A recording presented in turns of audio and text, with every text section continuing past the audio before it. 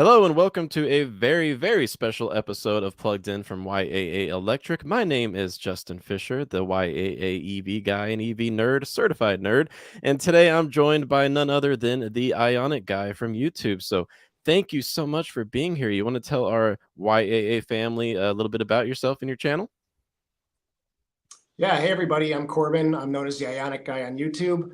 I cover all things related to the IONIQ 5, the upcoming IONIQ 6, IONIQ 7, and might be branching out into some other EVs in the future. So check out my channel if you're interested in looking into the IONIQ 5. Yeah, and I'll admit that your channel was one of the ways that I got super interested in the IONIQ 5 and then ended up getting lucky enough to purchase one myself in April of this year. So thank you for your content. Make sure that you guys check it out, the IONIQ Guy on YouTube. It's super fascinating stuff. And yeah, I hope you diversify into other EVs because there's a lot going on, isn't there? It's an exciting time. And we got a lot. Happy to lead the charge. Oh, yeah. No pun intended. We got some people with us already. So hello, Zach. How are you doing? He's my co-host quite often on the live show Mondays, Wednesdays, and Fridays at 11 a.m. Eastern. David, thank you for being here. Mustafa, Mark. Yeah, thank you guys so much for being here. So we're going to be talking about the IONIQ 5 and the overall Hyundai Motor Group push to electrification. What do you guys need to know about where we're at today and where we're headed in the future? Corbin, I hope you and I can talk about where we're headed going into 2023 as far as IONIQ 5, updates, pricing, availability. I know there have been some updates recently about pricing and over-the-air update news and stuff like that. You are the expert eye on the IONIQ 5, and we all look forward to learning quite a bit about it from you. For sure. So, what got you interested in the IONIQ 5? Because I believe one thing you and I have in common is that it's our first EV. Yes, it is. I think I follow all the major car channels on YouTube and publications, and I remember seeing photos of the IONIQ 5 popping up on the internet, and I was like, that is a cool looking car. And I remember, I think it was last May, they live streamed the US announcement of the car, and they opened up reservations, and I was like, I got to get in line. So the second reservations opened up, I was like jumping in my chair to get my name in line.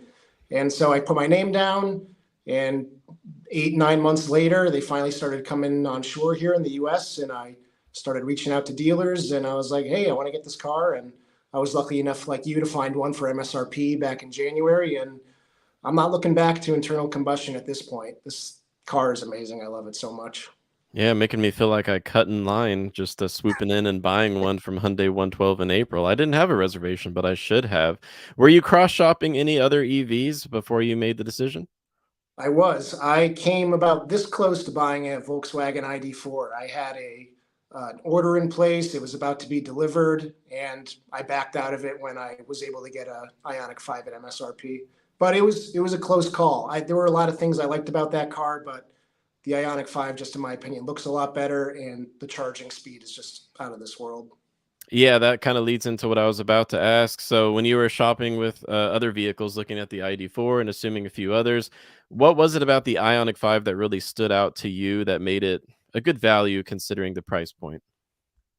I think it was just it's a well-rounded electric car. It doesn't really have any big shortcomings, in my opinion. I mean, for me, I just wanted something that was going to be the easiest car to slip into coming from internal combustion, that would allow me to road trip and be minimally impacted by EV charging.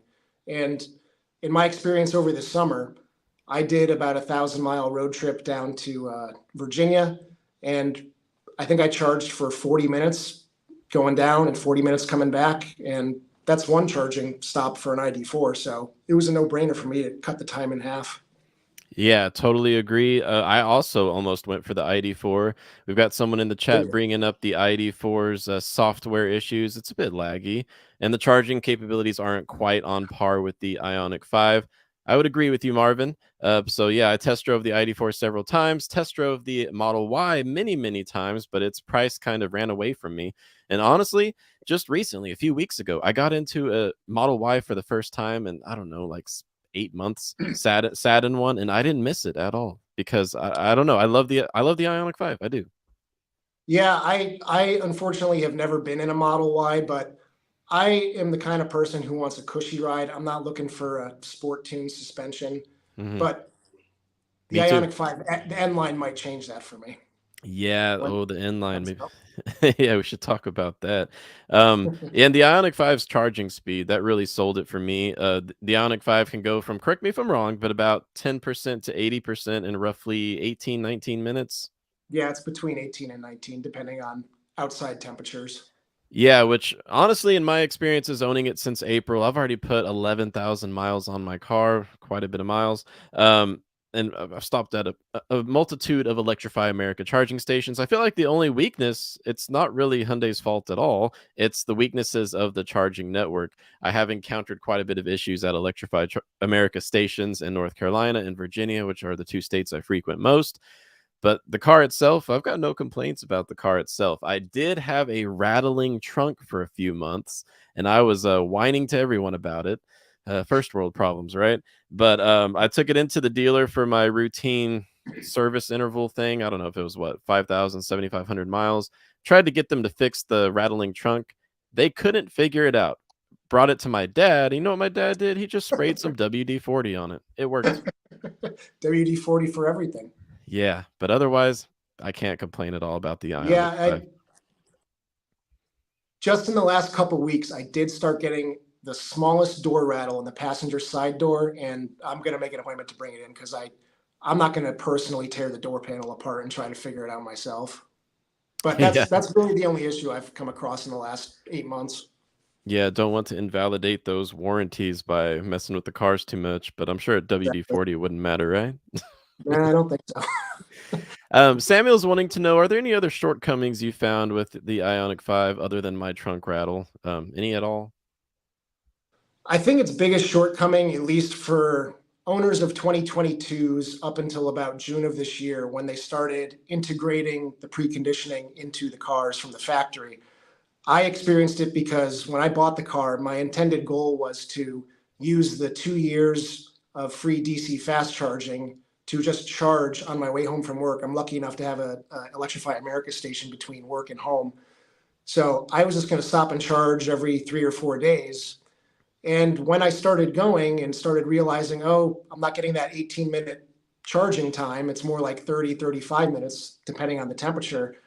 I just kind of said, you know what, I'm just going to start charging at home and stop wasting my time sitting at the charging. I mean, it's nice to get free electricity, but time is valuable as well.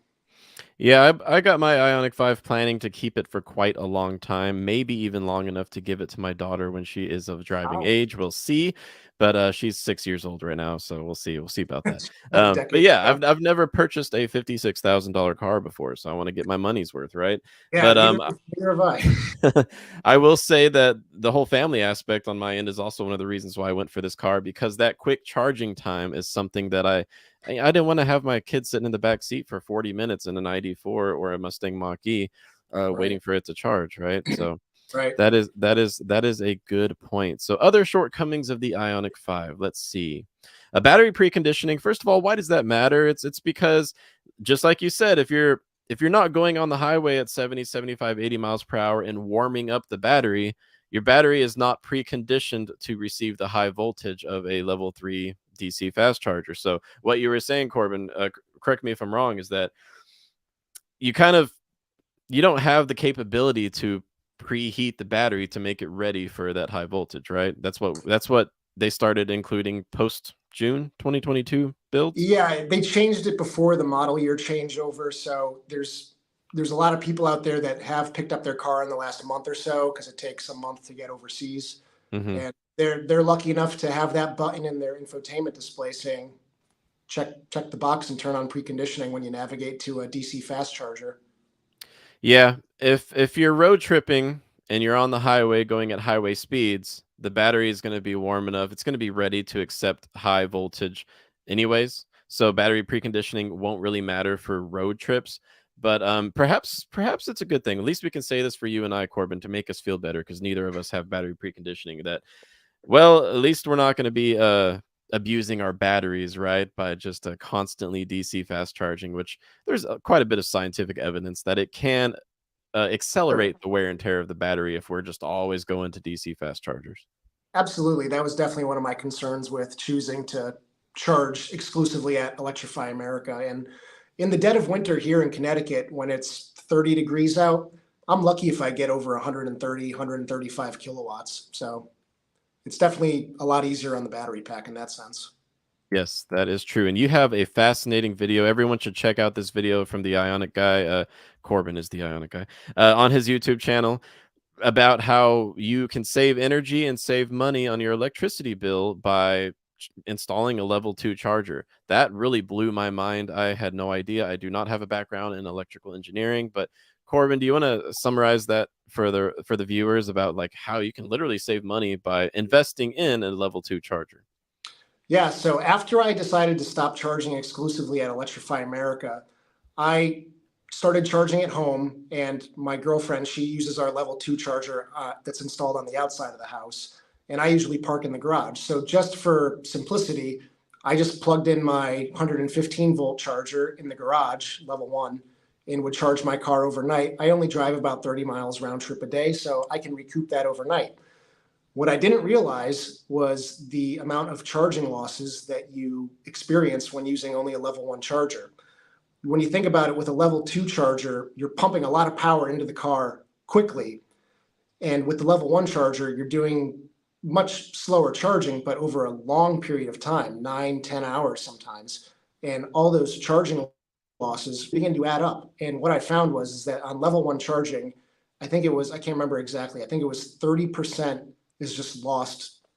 And on a level 2 charger, it was about 9, 10%. So I was saving, I think, $20 a month from switching from level 1 to level 2. That's just money just going straight down the drain. Yeah, that was fascinating. Whenever I watched that video, my mind was blown. And previously, before watching your video, I had not considered a level 2 because I only drive like maybe 30, 40 miles a day max. So, and most of that's my wife's driving around town. And once I saw that, I was like, wow, I should really consider investing in electrical upgrades for my home because my house is not Did, ready for level 2. did you do that? Because I'm kind of curious what West Virginia offers in terms of electrical charging upgrades. No, we don't have any incentives at the state level. We used to have a utility incentive here in West Virginia from Appalachian Electric, but it expired at the end of 2021. But I haven't installed it yet. I'm gonna keep going a little bit longer with level 1, but we'll see what the differences are once I get there. Yeah, there's definitely a cost of entry into that. You got to buy the charger, so there's a payoff period for that. Yes, And if you yes, got to and upgrade your panel. that is true. I'm more worried about upgrading my panel, but oh, the nuances of electrification. Here's a little question that I feel like we should briefly address because it comes up quite a bit on the Ionic 5 forums. Have you had any issues with no rear wiper? Personally, I live in a pretty rainy area. I can live with it. I can live with it too. I don't It's know if not a you've deal tried. breaker for me. It's definitely not a deal breaker. Have you tried any coatings on the back windshield? I recommend I'm too Turtle lazy. Wax Hybrid Solutions. That's what I Okay. found to be the best. Wow. Okay. So far, I have not, but I should definitely check into that. Yeah, I'm gonna explore a few more options this coming winter now that the weather's gonna start getting crummy again, but I don't think it's a deal breaker. I mean, I've driven cars that don't have rear wipers for a decade, sedans and stuff, and I understand that the windshield's a little bit further in from the back of the car, from the Mhm. trunk where the wheel spray is, but I don't find it to be that big of an issue. Yeah, me either, honestly. Another question that I had for you, Corbin, because I felt like you would be the guy to ask. So, within the 2022 or the 2023 model year lineup for the Ionic 5, in your opinion, where does the most value lie? Is it the SE? Is it the SEL? All the way up in the limited? What do you think? Man, that's a tough one. Assuming at MSRP, because on this channel we talk a lot about how dealers are kind of taking advantage of the current supply shortage and electrification. $5,000 to $10,000 markups on Ionic 5s and Kia EVs are quite common. But at MSRP, where do you think the value lies? I'll tell you what my opinion is if you want. Yeah, you can go first. All right, so I think the value lies with the SEL because of how much you gain going from the SE to the SEL at that price point. We're talking mid to upper 40s. Correct me if I'm wrong. I don't quite remember what the 2023 model year pricing is for the SEL, but I think that is a great value. I went all the way for the limited because I wanted that glass roof, honestly. That's what I really wanted. Yeah, I think I wish Hyundai did things similar to Kia in regard to they allow option packages on some of their trims. Like if I could get the SEL with just the heads-up display and the surround view camera and the cooled seats, that would be the sweet spot for me. I don't want the big roof. I don't need the any of the other stuff on the limited trim. So I wish that was available, but it's not. I think you're probably right. The SEL is probably a good spot to be because the jump up from the SEL to the limited trim, as you know, is it's a pretty significant price jump. And a lot of those features are nice, but are they necessary? No, I mean, if I wasn't planning to keep this car for several years, I probably would have gone with the SEL. But I was like, wow, that limited looks pretty nice. Got to go with it at MSRP. And now that you got me thinking about it, what features in the limited do I use most? I Yeah, believe it's the turn signal cameras. The SEL doesn't have that, right? no, it doesn't. So You like now that that? I love it. Now that I'm Okay. thinking about it, I only use the heads-up display maybe a few times a month when I'm doing highway driving. Otherwise, it's kind of annoying to me personally. Really? But I love the turn signal cameras. That's just a game changer for me, and it's such high definition. But yeah, What about the that's my ventilated opinion. seats?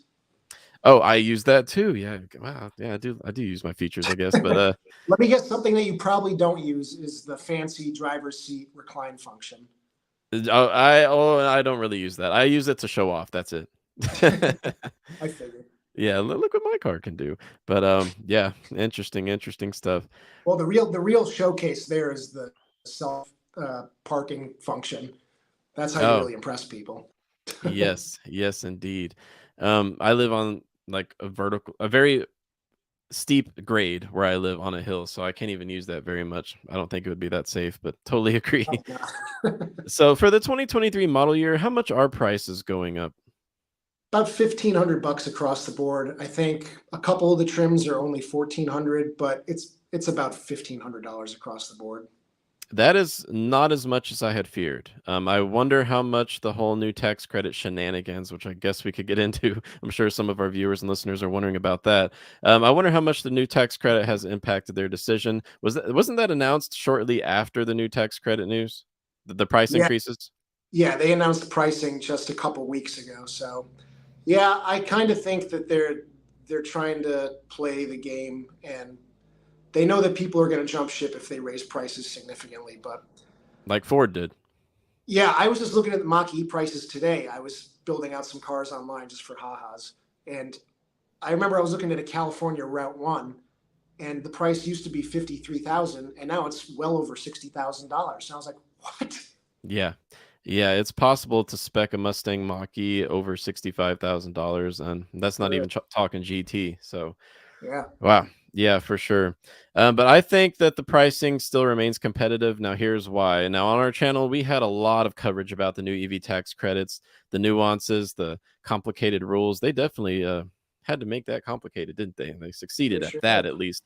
But one thing that we talked quite a bit about was how a lot of people need to start thinking about it as a $3,750 incentive Right, because right. the other half, the other 3750 is far from guaranteed for any of these automakers.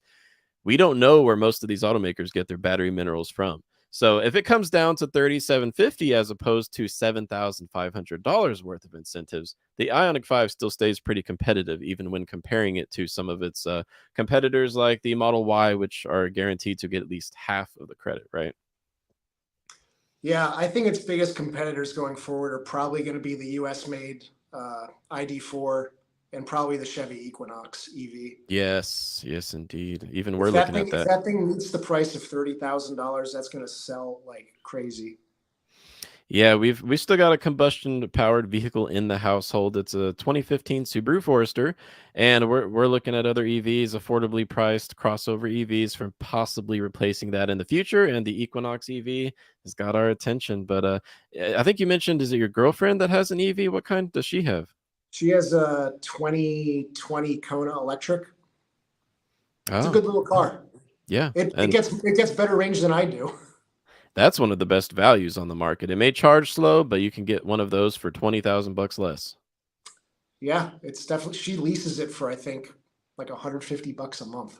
It's like nothing. Oh, yeah, wow. Here's a little question in the chat that I think we could talk about real quick. Do we do any protection to protect our cars from road damage? I personally did not. I thought about it, but didn't. What about you? I've never done paint protection film. I do have a few chips on the front of the car, and I'm struggling to find a paint pen for the digital teal color. None of the dealerships I have talked to seem to have it in stock, so I kind of wish I did a clear bra, but I also don't know how long I'm going to keep this car, so I didn't want to spend the $2,000 or $3,000 that some people spend on paint protection film. But it's definitely nice to have if you can afford it. Yes, yes, indeed. Totally agree. We got a question from Mark submitted over on the YAA community forum. We have like a community forum, but it has a specific electric vehicle forum within it. We've got hundreds and hundreds of posts, thousands of members, and it's just an awesome place to be to talk all things EVs, whether it's from EV newbies or EV nerds like ourselves. And we've got a great question from Mark that I wanted to bring up real quick. It's about IONIQ 5 maintenance schedules. What kind of maintenance does the IONIQ 5 need? Specifically, he was wondering if it needs coolant liquid changes. And I dug up the service manual and found on page 608, if you download the service manual, that it needs standard coolant replacements every, drum roll please, 120,000 miles or 120 months. That's not That's not bad, right?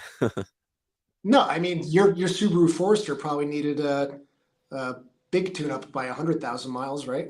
Oh yeah, yeah. It needed work before that. Trust me, a lot of money went into that oil guzzler.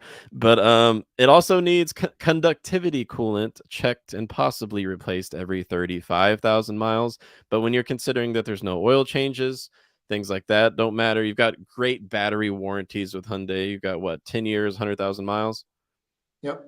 Yeah. I feel like I don't have to worry too much about maintenance so far. Yeah, I'm not too concerned about it. Like I said, I don't know long term how long I'll keep this particular car, but I've always done my own maintenance on my car. So if I can get the coolant myself, I'll definitely be replacing it myself.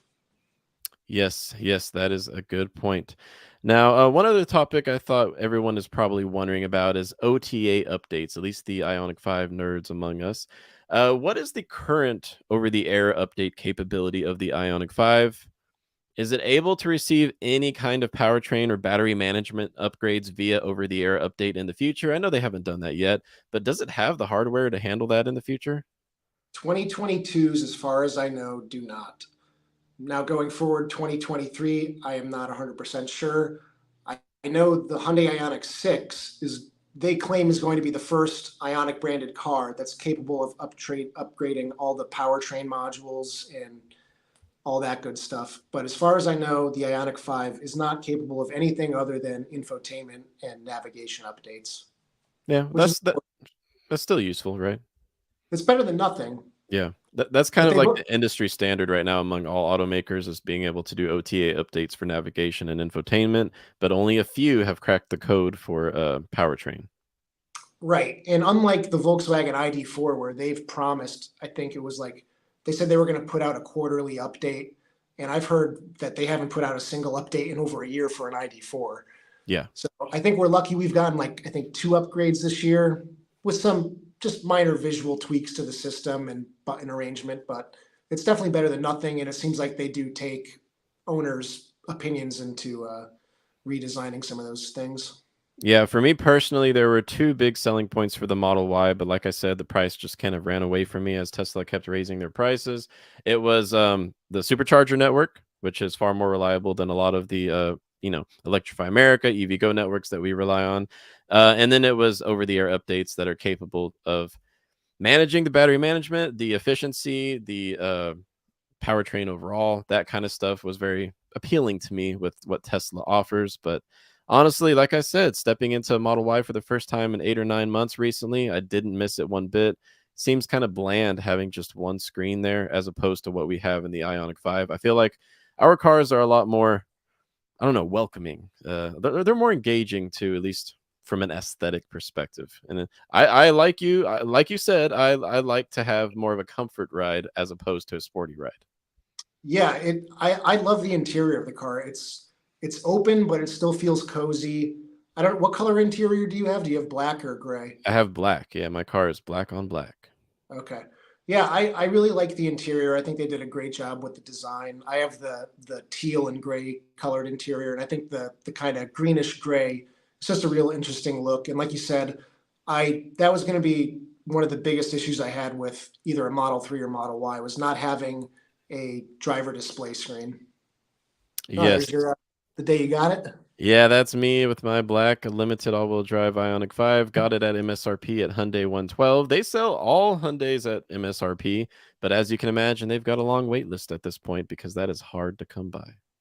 Yeah, there's a handful of good dealers out there in the Northeast area of the US, but it sounds like there's a lot of dealers around the other parts of the US that aren't aren't really sticking to MSRP very much. Yeah, in April, the highest markup that I had heard of, just from this is from actually calling dealerships. I've got a whole video on our channel about the process that I went through to find one at MSRP, and it's ridiculous. I probably spent 20 hours doing this.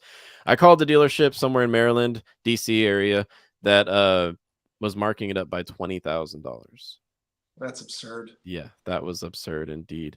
But I will say I love the car, but in no world is it worth $20,000 over MSRP. yeah, yeah, that's Absolutely also not. an absurd monthly payment if you ask me. Can't put that much money down, right? But No. yeah, I went through Hyundai Finance and got a pretty good rate, so that was cool. Are there any other dealerships within your region or anywhere in the country that you want to just shout out? I mean, we don't know these dealers personally, but just from what you've heard, they're offering it at or near MSRP. Do you know of any you want to share with the viewers and listeners? Yeah, when I was shopping, Danbury Hyundai in Connecticut was selling at MSRP, but they did have a fairly high dealer fee. It was close to $1,000, and I know some other dealers are less than that. And I was in their wait list, and they had a car for me, but another dealer just had one on a lot that I was able to pick up. So Danbury Hyundai and Fred Beans, I think they're in New Jersey. They're one of the better dealerships to buy from at MSRP. Awesome. And we have someone in the chat, Alex, with us right now. Says that Hyundai 112, where I got mine, apparently, according to Alex, they no longer sell to non-locals. I did ask them about that when I got mine. I was like, so you guys are willing to sell to me a guy from West Virginia who's not going to bring my car back to your dealership for service? He's like, yeah, we'll do it. But I guess competition is just too fierce right now. And according to Alex, they're no longer doing that. So interesting. That's a bummer. Yeah, that is a bummer. On our channel, we talk a lot about the overall macroeconomic forces and the supply chain forces that are affecting EV prices now and moving into 2023. And it just looks like it's going to be harder and harder to find a good deal on an EV, no matter how much the automakers want to, because of things like lithium prices. All the price increases we've seen up to this point, I'm not talking about the IONIQ 5, just across the board from Tesla to Hyundai. These were before overall lithium prices skyrocketed by 300-400% in the past 6 months. That is something that we haven't felt the effects of yet. It makes me so sad. It makes me frustrated because it's really going to restrict electrification of mobility if EVs can't be affordable. I wonder if GM's even going to be able to have a $35,000 Equinox EV, but that's another topic for another day. Yeah, who knows at this point? I mean, it seems like Hyundai's definitely locked in some pricing if they're selling the cars at a loss at this point if they only had to raise prices $1,500. Yeah, considering what we've seen over here at YA Electric, looking at the data moving into the future, I think if you can get an IONIQ 5 or an EV6 near MSRP for a 2023 model, we just spoke about how they raised prices by about $1,500 for the 2023 model year. I think that's a good deal considering where prices may have to head, considering how much more money it's costing to build an electric vehicle right now. Right. So Yeah, I think in terms of markup, the most I would be willing to pay for this car would be $3,000. I think that's where I would draw the line. Yep, I agree with you there. Now, it's 7:30. Corbin, do you have a few more minutes to talk about the future of Hyundai's EVs? Absolutely. Thank you so much. Awesome. I didn't want to take up too much of your evening, but I appreciate that. I wanted Yeah. to see what you were thinking about the IONIQ 6, the IONIQ 7, just what gets you excited for the future of Hyundai Motor Group. So it could be Kia, Genesis, whatever. What gets you excited about what they've got coming out in the next few years? I don't know about you, but I really like the look of the IONIQ 6. It seems to be kind of divisive. Some people really like it. Some people really hate it. I don't know what's your opinion on it. I like it. I don't think it's like the hottest looking car in the world, but I'm most interested in the efficiency that it looks like it has. Um, I mean, it's shaped like a teardrop, and that's all for efficiency's sake. But the looks to me, they're polarizing, kind of like the Ionic 5 has polarizing looks. They're not bad, but I don't know. Looks interesting. Something I find interesting about Hyundai when I attended their IONIQ 6 reveal event is their engineers were talking about going forward. There's not going to be any specific style for the brand. It's going to be every car is going to be its own thing. They're not going to try. I mean, other than I think the Pixel theme, which we've already seen is carried over into the IONIQ 6, I think it's going to be cool just to see what kind of crazy designs they come up with going forward. I'm excited about the IONIQ 7. I would like a bigger vehicle, and I'm sure you would, having a family and all. Um, I like the boxy look that we've seen so far of it, at least in the concept car and the spy photos we've seen of the Kia EV9, which is obviously its sister car. So that gets me excited. I think that's the sweet spot, is 3-row SUVs. That's what most Americans are buying. Yeah. And And Zach and just if they can get that to market, what's that? if they can get that to market quickly, I mean, they're not going to be able to keep up with demand, I don't think. Yeah, for sure. And then there's the battery supply chain issue, which I don't want to make this a battery supply chain show, but basically, Zach and my other co-host Justice and I, we have been talking a lot about how it really looks like pretty soon automakers are going to have to be deciding where they're going to allocate their battery supply contracts, because they could build, this is just throwing numbers out there, but they could build 50,000 more efficient electric sedans or small crossovers, or they could build 20,000 electric full-sized SUVs because of efficiency and battery requirements needed to go at least 250 miles. But we'll see what happens. I'm also looking forward to the IONIQ 7 and EV9. I think there's a lot of potential there. I'll pull up an image of the IONIQ 7 concept real quick to share with everyone. Yeah, let us know what you think about that in the chat. I'm more of a fan of the IONIQ 7 than I am of the EV9 personally. Are you? Yeah. Yeah, so Mustafa in the chat, for me, IONIQ 7. We don't really know anything about these other than that they're full-sized SUVs. They haven't released much information yet. No, they haven't. But it looks like the EV9 is probably going to hit the market first, considering we're seeing a lot of spy footage from the Nürburgring.